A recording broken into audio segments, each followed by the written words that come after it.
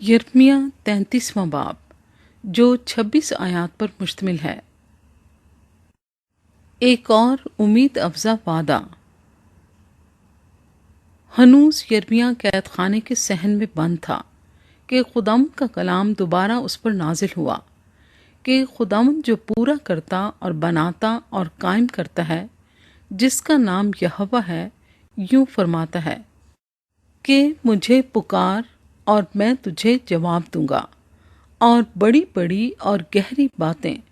जिनको तू नहीं जानता तुझ पर ज़ाहिर करूंगा।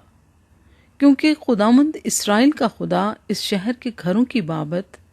और शाहाने यहूदा के घरों की बाबत जो दमदमों और तलवार के बायस गिरा दिए गए हैं, यूं फरमाता है कि वो कस्तियों से लड़ने आए हैं और उनको आदमियों की लाशों से भरेंगे, जिनको मैंने अपने कहरो गज़ब से कत्ल किया है और जिनकी तमाम शरारत के सबब से मैंने इस शहर से अपना मुंह छुपाया है। देख, मैं उसे सेहत और तंदुरुस्ती बख्शूंगा, मैं उनको शिफा दूंगा और अमन व सलामती की कसरत उन पर ज़ाहिर करूंगा, और मैं यहूदा और इस्राएल को असीरी से वापस लाऊंगा और उनको पहले की तरह बनाऊंगा,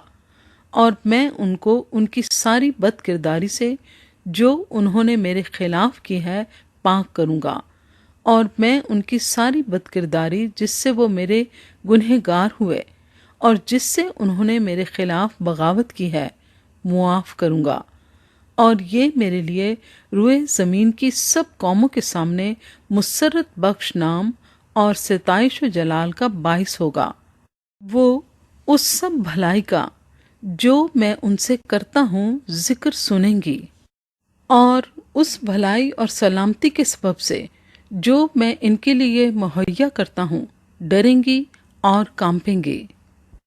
खुदावंद यूं फरमाता है कि इस मकाम में जिसकी बाबत तुम कहते हो कि वीरान है, वहाँ ना इंसान है ना हैवान, यानी यहूदा के शहरों में और यरूशलेम के बाज़ारों में जो वीरान हैं, जहाँ ना इंसान है ना बाशिंदे ना हैवान, खुशी और शादमानी की आवाज़, दूल्हे और दुल्हन की आवाज़ और उनकी आवाज़ सुनी जाएगी जो कहते हैं रब्बुल अफ़वाज की सताइश करो, क्योंकि खुदावंद भला है और उसकी शफ़क़त अबदी है। हाँ, उनकी आवाज़ जो खुदावंद के घर में शुक्रगुजारी की कुर्बानी लाएंगे, क्योंकि खुदावंद फरमाता है मैं इस मुल्क के असीरों को वापस लाकर बहाल करूँगा। रब्बुल अफ़वाज यूँ फरमाता है कि इस वीरान जगह और इसके सब शहरों में जहाँ ना इंसान है ना हैवान, फिर चरवाहों के रहने के मकान होंगे जो अपने गलों को बिठाएंगे। कोहिस्तान के शहरों में और वादी के और जनूब के शहरों में और बिन्यामीन के इलाके में और यरूशलेम की नवाही में और यहूदा के शहरों में फिर गले गिनने वाले के हाथ के नीचे से गुजरेंगे। खुदावंद फरमाता है,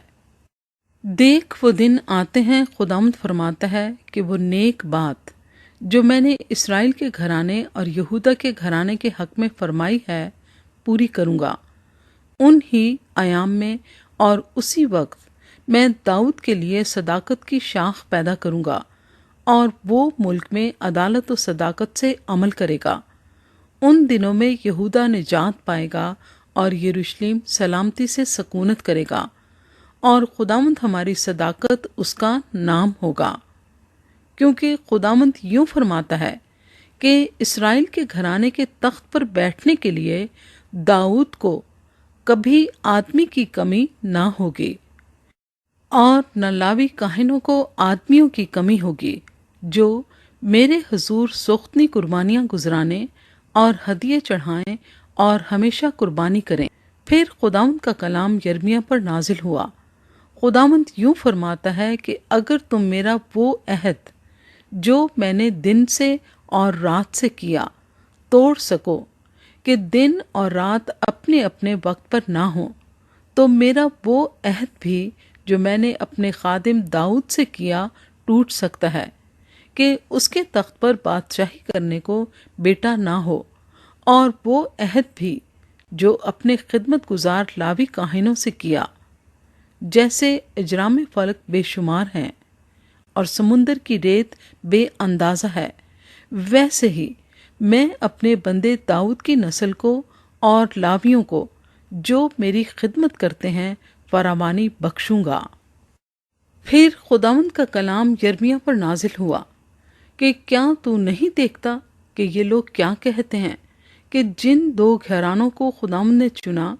ان کو اس نے رد کر دیا۔ یوں وہ میرے لوگوں کو حقیر جانتے ہیں کہ گویا ان کے نزدیک وہ قوم ہی نہیں رہے۔ خداوند یوں فرماتا ہے کہ اگر دن اور رات کے ساتھ میرا عہد نہ ہو، اور اگر میں نے آسمان اور زمین کا نظام مقرر نہ کیا ہو، تو میں یعقوب کی نسل کو اور اپنے خادم داؤد کی نسل کو رد کر دوں گا، تاکہ میں ابراہیم اور اسحاق اور یعقوب کی نسل پر حکومت کرنے کے لیے اس کے فرزندوں میں سے کسی کو نہ لوں، بلکہ میں تو ان کو اسیری سے واپس لاؤں گا اور ان پر رحم کروں گا۔